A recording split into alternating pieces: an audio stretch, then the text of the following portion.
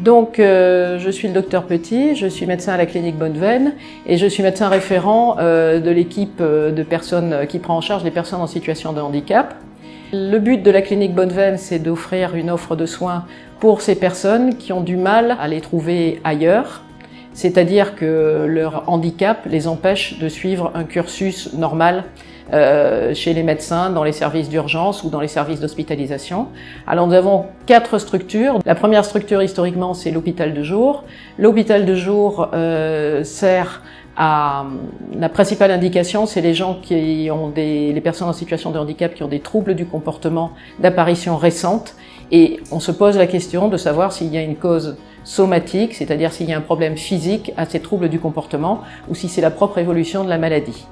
Alors, notre infirmière qui fait partie de l'équipe, notre infirmière principale en amont, prend les renseignements, détermine l'hôpital de jour qu'il va falloir faire. Et quand l'hôpital de jour se fait, en amont, il y a eu concertation avec les équipes soignantes, avec les aidants naturels, avec les familles, pour pouvoir réaliser cet hôpital de jour. Il y a eu notamment une notion d'habituation. On leur a montré des films, on leur a parlé, on leur a montré où ils allaient arriver, de manière à ce qu'il n'y ait pas de stress, ou en tout cas le moins de stress possible. Donc quand ils arrivent, ils sont pris en charge immédiatement, amenés dans leur chambre immédiatement. La psychomotricienne qui fait partie de l'équipe les voit tout de suite pour savoir quel est le canal sensoriel de communication, en tout cas pour les patients dyscommunicants. Donc nous avons plusieurs appareils qui peuvent nous aider à ça, notamment un chariot Snozelen, un appareil qui s'appelle le Cradle qui fait des sons en joignant les mains, la main du soignant et la main de l'enfant ou de l'adulte. C'est quelque chose d'assez particulier avec des sons programmables à la demande. Et puis après, nous essayons de réaliser les examens demandés par les équipes. Et moi, en tant que médecin, j'interviens s'il y a besoin de donner une prémédication, s'il faut examiner l'enfant pour des questions bien particulières, auquel cas il faut le préparer pour un examen, et pour aussi donner les indications et dire c'est pas la peine de faire ça, il faut faire ci, il faut faire ça. Et à la fin de cet hôpital de jour, il y a toujours une conclusion dont je me charge. Le deuxième, c'est les consultations dédiées. C'est une institution qui existe depuis peu de temps. Et ces consultations dédiées, c'est quand il y a moins de choses à demander. Par exemple, il y a une suspicion d'atteinte de l'oreille, l'enfant se plaint ou montre des signes qui pourraient être interprétés comme de la douleur, et on a l'impression que ça vient un peu de l'oreille, on va le montrer à l'ORL. Alors là, ils viennent dans un endroit particulier qui s'appelle Handi Consult ou les consultations dédiées. Là encore, c'est quelque chose qui est à l'écart d'une salle de consultation classique, c'est une salle de consultation dédiée, où il y a du calme, où on retrouve nos appareils, chariot Snozelen, etc., etc.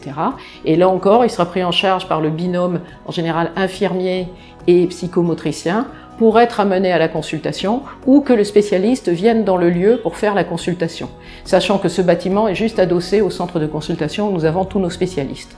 Dans tous les cas, si la personne en situation de handicap doit se déplacer, parce qu'il faut un appareillage, doit se déplacer au centre de consultation, il sera accompagné et on s'assurera avec le spécialiste qu'il y a 0 attente et qu'il rentrera tout de suite dans le bureau du spécialiste. La troisième structure, c'est l'équipe mobile. L'idée est, ce sera encore moins stressant d'aller voir les personnes en situation de handicap dans leur environnement, et ça peut être très productif parce que ça nous apprend beaucoup de choses. D'abord sur l'ergonomie, sur la manière dont ça se passe, et les personnes sont beaucoup plus décontractées et il y a beaucoup moins de troubles de comportement liés à de l'angoisse quand c'est nous qui venons dans leur environnement plutôt que l'inverse. Donc ça, on a testé, on a vu que c'était très intéressant, que ça nous permettait d'ouvrir ensuite sur des hôpitaux de jour éventuellement, ou de trouver tout de suite la solution à la question sans avoir besoin de faire déplacer la personne en situation de handicap. Donc on aimerait bien avoir cette corde à l'arc. Et la quatrième structure, ce sera une unité dédiée de 8 lits. Donc 8 lits avec équipement, rail au plafond, salle de bain équipée pour tout type de handicap, espace Snozelen, place pour les parents ou les aidants pour pouvoir dormir, et calme, tranquillité, et avec tout un... Alors là, ce sera beaucoup plus que 4 personnes, puisqu'il y aura des ergothérapeutes, des infirmiers, des gens dédiés pour prendre en charge les problèmes plus sérieux, ou alors les séjours de répit quand les aidants ont besoin d'un peu de répit, ou que les aidants ont une intervention chirurgicale, ou que les aidants partent en vacances, qui s'inquiètent beaucoup pour le devenir des personnes dont ils s'occupent. on pourra être là pour pouvoir mettre les personnes dans de bonnes conditions et savoir que tout va bien se passer. Et avec la notion que la clinique Bonneveine va s'adapter aux patients et ce n'est pas les patients qui vont s'adapter à notre structure.